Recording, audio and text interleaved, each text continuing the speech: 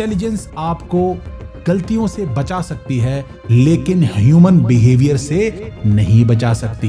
यही रीजन है कि आइजैक न्यूटन जैसा एक ब्रिलियंट साइंटिस्ट स्टॉक मार्केट में अपने पैसे गवा देता है। नेपोलियन जैसा एक मिलिट्री मास्टरमाइंड अपनी पूरी आर्मी को खो देता है। और नोकिया जैसी पावरफुल कंपनी फ्यूचर सामने होते हुए भी फ्यूचर को नहीं देख पाती है और सही डिसीजन नहीं ले पाती है। गूगल पहुंचती है याहू के पास कि हमारी कंपनी गूगल को सिर्फ आप $1 मिलियन में खरीद लीजिए। इस एपिसोड में हम बात करेंगे 7 डिफरेंट स्टोरीज पे।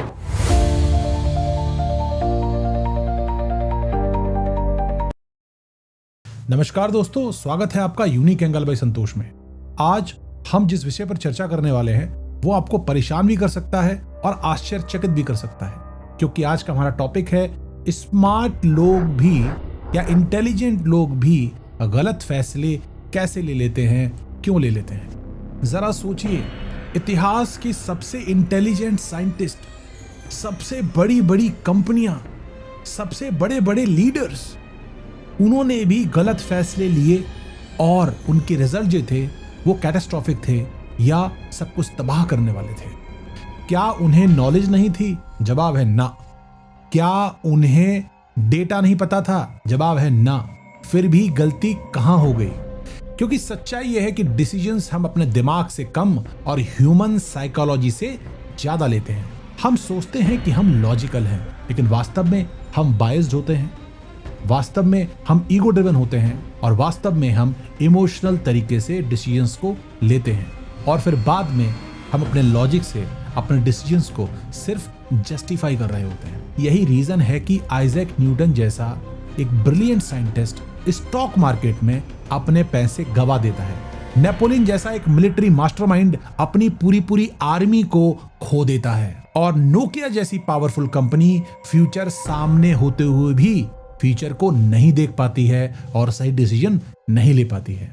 इस एपिसोड में हम बात करेंगे 7 डिफरेंट स्टोरीज पे जो डिफरेंट डोमेन से हैं, डिफरेंट सिचुएशन से हैं और डिफरेंट माइंड से हैं, लेकिन रिजल्ट सबका एक होता है। और इसका निष्कर्ष सिर्फ एक निकलेगा कि इंटेलिजेंस आपको गलतियों से बचा सकती है, लेकिन ह्यूमन बिहेवियर से नहीं बचा सकती। और शायद इस एपिसोड के बाद आप अपने पास्ट डिसीजंस एक नए एंगल से देख पाएंगे इस शो में, जिसका नाम है यूनिक एंगल बाय संतोष। तो चलिए शुरू करते हैं।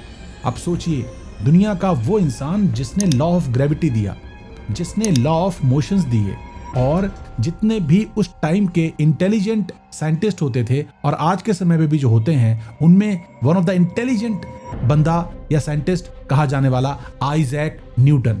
जी हाँ, आइजैक न्यूटन लगभग 20,000 पाउंड स्टॉक मार्केट में गंवा देते हैं।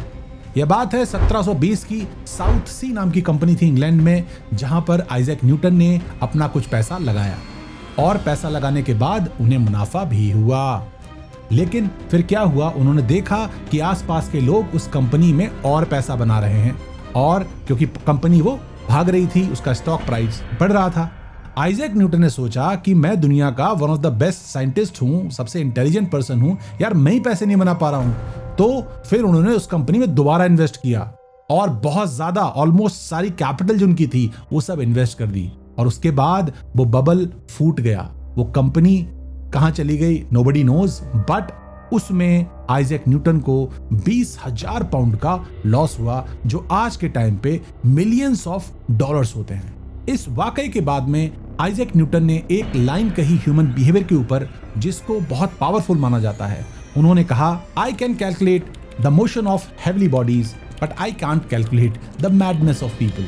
जी हाँ, ह्यूमन बिहेवियर के बारे में कोई भी व्यक्ति कभी भी सही प्रेडिक्शन नहीं कर सकता। इवन साइंटिस्ट, इतने बड़े साइंटिस्ट आइजैक न्यूटन भी नहीं कर पाए। न्यूटन को नंबर्स की समझ थी, लेकिन उस समय वो ह्यूमन साइकोलॉजी को पढ़ने में उनको मिस्टेक हो गई और उन्होंने पैसा लॉस कर दिया। गलती उनकी नॉलेज की थी ही नहीं, गलती उनकी थी ह्यूमन साइकोलॉजी को पढ़ने में, और जो एक हमारा बिहेवियर होता है फोमो का, फियर ऑफ मिसिंग आउट, कि मैं ना छूट जाऊं। इस चक्कर में वो अपना 20,000 पाउंड 1720 में गंवा देते हैं। क्योंकि उनके साथ ही नहीं, हमारे साथ भी ऐसा होता है। जब हम देखते हैं कि लोग हमसे आगे निकल रहे हैं, तो हमारा इंटेलिजेंस हमारा इमोशन से नीचे दब जाता है और हम उस समय इमोशनल होकर के डिसीजंस ले रहे होते हैं, और वो डिसीजंस अक्सर गलत होते हैं क्योंकि हम उस समय दूसरे लोगों से कंपेयर कर रहे होते हैं और वो कंपैरिजन जो एक्चुअल पैरामीटर्स होने चाहिए उन पे नहीं होता, वो हमारे इमोशनल लेवल पे कंपैरिजन होता है, जिसकी वजह से हमें कई बार मुंह खानी पड़ती है। अब बात करते हैं एक ऐसे सेनापति की जिसने यूरोप में ऑलमोस्ट हर युद्ध में जीत हासिल की और उसकी मिलिट्री स्ट्रेटजीज को आज भी यूनिवर्सिटीज में कई सारे सिलेबस में पढ़ाया जाता है। जी हाँ, उनका नाम है नेपोलियन बोनापार्ट। वो इतने ब्रिलियंट स्ट्रेटजिस्ट थे, लेकिन उनके एक डिसीजन ने उनकी पूरी आर्मी को खत्म कर दिया। वो क्या था, मैं आपको स्टेप बाय स्टेप समझाता हूँ। साल था 1812 और नेपोलियन बोनापार्ट ने डिसाइड किया कि मुझे रशिया पे हमला करना है। उस समय फ्रांस की सेना दुनिया की सबसे पावरफुल आर्मी मानी जाती थी और नेपोलियन बोनापार्ट उसको लीड कर रहे थे। वो अपने 6 लाख सैनिकों के साथ में मॉस्को पे चढ़ाई कर देते हैं। नेपोलियन के एडवाइजर्स ने उनको मना भी किया कि रशिया में सर्दी बहुत पड़ती है और इस समय वहां पर हमला करना ठीक नहीं है, लेकिन फिर क्या था, उस समय नेपोलियन बोनापार्ट का जो ईगो था वो अपने चरम पे था। उन्हें लगता था वो दुनिया के किसी भी देश को जीत सकते हैं और जीत भी सकते थे, लेकिन उन्होंने नेचर को उस समय कंसीडर नहीं किया और उन्होंने मॉस्को पर चढ़ाई कर दी। मॉस्को तक नेपोलियन बोनापार्ट अपने 6 लाख सैनिकों के साथ चला तो गया, लेकिन मॉस्को वाले भी बड़े चालाक थे। उन्होंने पूरा शहर को खाली कर दिया और जब नेपोलियन बोनापार्ट अपने 6 लाख सैनिकों के साथ मॉस्को में था तो मॉस्को वालों ने ही मॉस्को शहर में आग लगा दी। आग लगने के बाद ना तो नेपोलियन के पास वहां कोई मॉस्को शहर बचा था, ना वहां पर उसके पास खाने पीने की कोई सुविधा थी और भीषण ठंडी थी मॉस्को में, इसीलिए उसको वहां मुंह की खानी पड़ी और 6 लाख में से वो सिर्फ 1 लाख सैनिक लेकर के वापस हो गया, क्योंकि वो रशियन विंटर्स में वहां पर सरवाइव करना बहुत मुश्किल था, इसलिए उसको डिसीजन लेना पड़ा और 6 लाख में से सिर्फ 1 लाख लोगों के साथ ही उसको वापसी करनी पड़ी। और इस वाकई से हमें सिर्फ एक चीज समझ में आती है कि जब ह्यूमन इंटेलिजेंस के साथ, ह्यूमन पावर के साथ जब ईगो जुड़ जाता है तो व्यक्ति अपना स्वयं का शत्रु बन जाता है, क्योंकि वो सोचता है वो अजेय है, उसे कोई जीत नहीं सकता और वो सब कुछ कर सकता है, लेकिन उसी समय पर उसको मुंह की खानी पड़ती है क्योंकि उसका ईगो, उसके इंटेलिजेंस और उसके जो भी उसके पास स्किल हैं उस पर हावी हो जाता है और वो गलत डिसीजंस जैसे नेपोलियन बोनापार्ट ने लिया वैसे ले लेता है और फाइनली इतिहास के पन्नों में एक नकारात्मक स्टेटमेंट के रूप में या नकारात्मक कहानी के रूप में इस तरह अर्जित कर लेता है अपने नाम को, जैसे कि नेपोलियन ने किया। अब बात करते हैं थॉमस अल्वा एडिसन की, जिन्होंने फोनोग्राफ की खोज की, जिन्होंने बल्ब की खोज की और अपने समय के और आज के भी बड़े साइंटिस्टों में उनका नाम सुनहरे अक्षरों में दर्ज है। इंटेलिजेंस में उनके भी कोई कमी नहीं थी, लेकिन उन्होंने भी एक डिसीजन गलत ले लिया और जिसकी वजह से आज हमें इस पॉडकास्ट में उनको डिस्कस करना पड़ रहा है। उन्होंने एक यंग इंजीनियर को हायर किया जिसका नाम था निकोला टेस्ला। टेस्ला बहुत ही ब्रिलियंट था और इलेक्ट्रिक इंजीनियर में अपने आप में एक बहुत बड़ा महारथी था उस समय भी जब एडिसन ने उनको हायर किया। एडिसन ने टेस्ला से कहा कि अगर तुम मेरे डीसी मोटर सिस्टम को इम्प्रूव कर दोगे तो मैं तुम्हें $50,000 का इनाम दूंगा। उस समय भी $50,000 बहुत बड़ी रकम होती थी।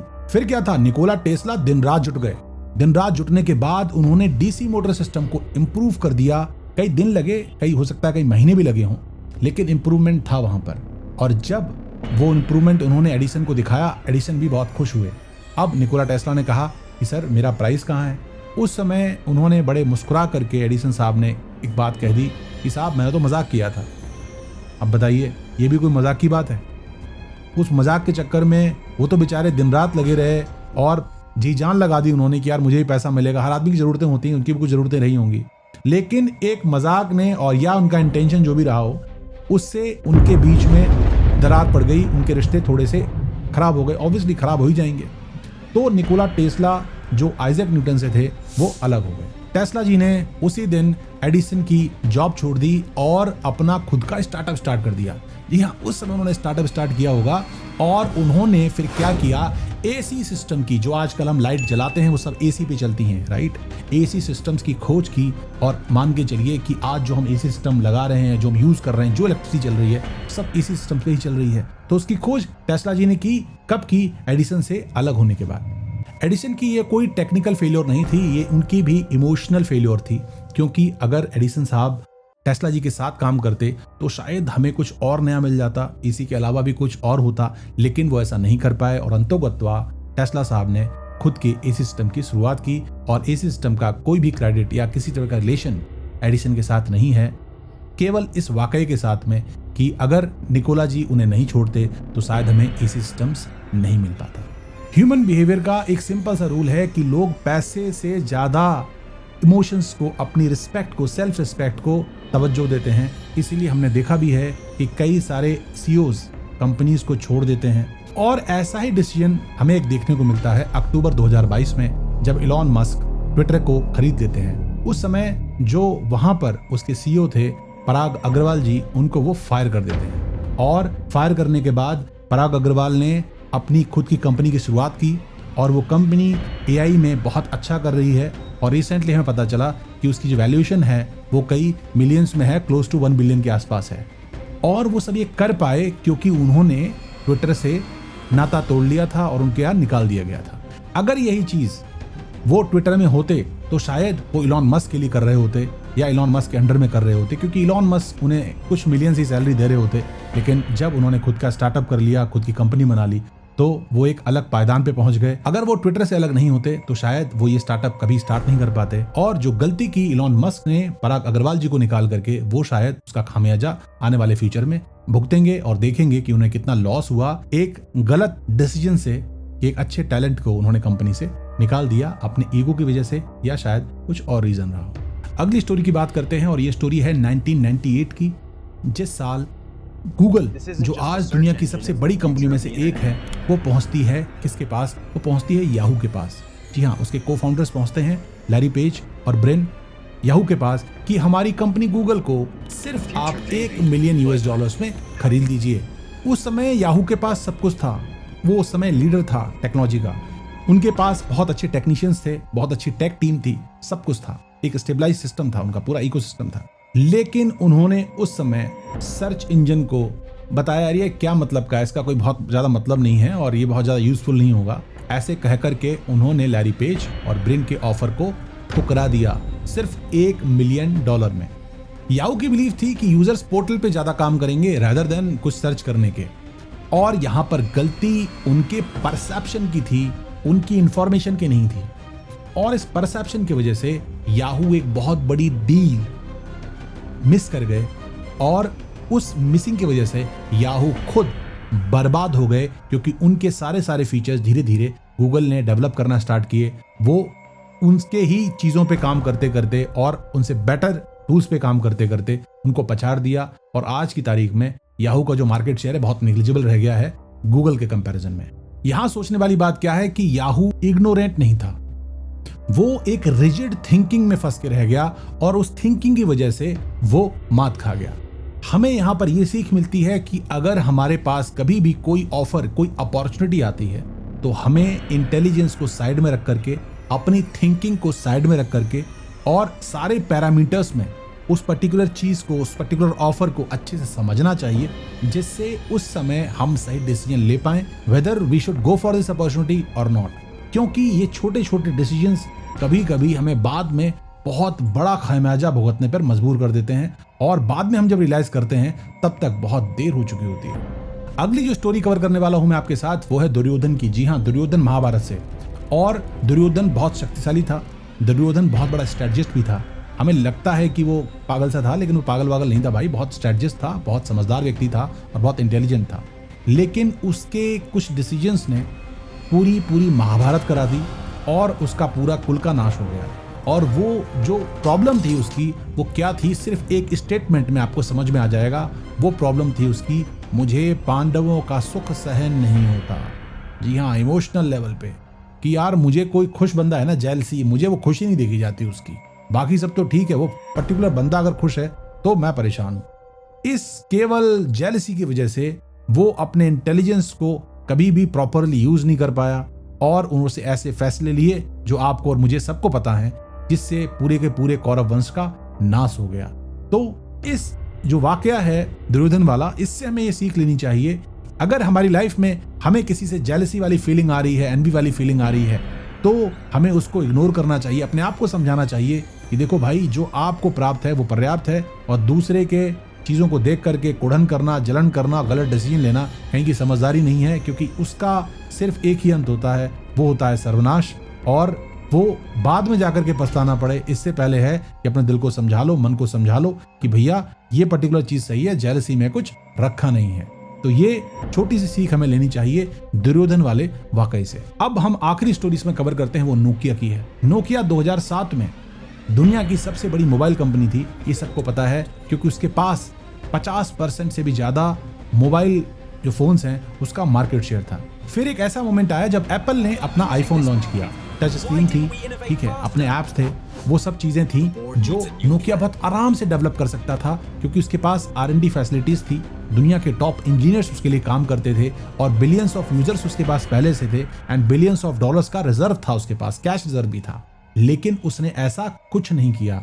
उसने एप्पल के उस आईफोन को हल्के में ले लिया। उसने सोचा होगा यार क्या ही फर्क पड़ने वाला है, छोटी मोटी चीजें निकल जाएगी, लेकिन वो छोटा सा डिसीजन उसको बहुत भारी पड़ा। इंटरनल रिपोर्ट्स बताती हैं कि जब मीटिंग्स में नोकिया वालों ने बात करी कि भैया आईफोन लॉन्च हुआ है, क्या करना चाहिए, तो उसके इंजीनियर्स ने, जो टॉप इंजीनियर्स थे, उन्होंने भी इस चीज को एक्सेप्ट किया कि आने वाला जो फ्यूचर है वो स्मार्टफोन्स का ही होने वाला है। लेकिन उस समय नोकिया के मैनेजमेंट को डर था कि जो हमारी प्रोडक्शन लाइंस हैं, अगर हमने उसमें स्मार्टफोन्स बनाने स्टार्ट कर दिए तो जो एग्जिस्टिंग कीपैड वाली लाइंस है ना, उनका क्या होगा। तो उस समय उन्होंने शॉर्ट लॉसेस पे फोकस किया और जो फ्यूचर आने वाला था उस पर शिफ्ट नहीं किया। और उसका नतीजा क्या हुआ, नोकिया ऑलमोस्ट पूरी तरह से बर्बाद हो गई, और धीरे धीरे करते हुए पूरे जो स्मार्टफोन्स का मार्केट शेयर है वो मोस्टली किसके पास पहुंच गया, वो पहुंच गया एप्पल के पास। जो अपॉर्चुनिटी नोकिया के पास थी और वो चाहते तो बहुत आराम से धीरे धीरे पैरेलली एक प्रोडक्शन लाइन लगा करके धीरे करके चीजें कर सकते थे और स्मार्टफोन्स में शिफ्ट हो सकते थे, लेकिन उन्होंने ऐसा नहीं किया। और जब किया, लेटर ऑन किया उन्होंने, तब तक बहुत देर हो चुकी थी। तो कई बार क्या होता है, आपको अपने आप को अपग्रेड करना होता है। जमाने में चल क्या रहा है, ठीक है, कौन कौन सी चीजें आ रही हैं, आपको जागरूक होना होता है, आपको कॉन्शियसली चीजों को देखना होता है कि आपके आसपास चल क्या रहा है। और ये कॉन्शियसनेस आपको एक सिक्योरिटी शील्ड प्रदान करती है कि आप कभी भी ऐसी गलती नहीं करेंगे जो नोकिया ने की। इस वीडियो के माध्यम से मैंने साइंटिस्ट और मिलिट्री लीडर्स जैसे नेपोलियन, बड़ी बड़ी कंपनीज जैसे नोकिया और याहू, इनके एग्जाम्पल्स आपके सामने प्रस्तुत किए। इसका रीजन सिर्फ एक था कि गलतियां किसी से भी हो सकती हैं। आपको गलतियां करने में कोई झिझक नहीं होनी चाहिए। जानबूझ के ऑब्वियसली गलती कौन करता है, लेकिन हर गलती को एक बार होने के बाद आपको उस पर इंट्रोस्पेक्ट करना चाहिए, उस पर सोचना चाहिए गलती कहाँ हुई, कैसे हुई। और सबसे इंपॉर्टेंट बात, आपको जागरूक रहना चाहिए कि आसपास चल क्या रहा है। उम्मीद है ये वीडियो आपको पसंद आएगा, और पसंद आएगा तो प्लीज़ इसको लोगों तक शेयर कर दीजिए, जिससे वो लोग भी जागरूक बन सकें और हमारे साथ जुड़ सकें। अगर आपको ये वाकई में बहुत अच्छा लगा है तो वीडियो को लाइक जरूर कर दीजिएगा और चैनल को सब्सक्राइब कर दीजिए, जिससे आने वाले वीडियोस भी आप तक आसानी से पहुंच सके। नेक्स्ट वीडियो तक के लिए मुझे आज्ञा दीजिए। जय हिंद।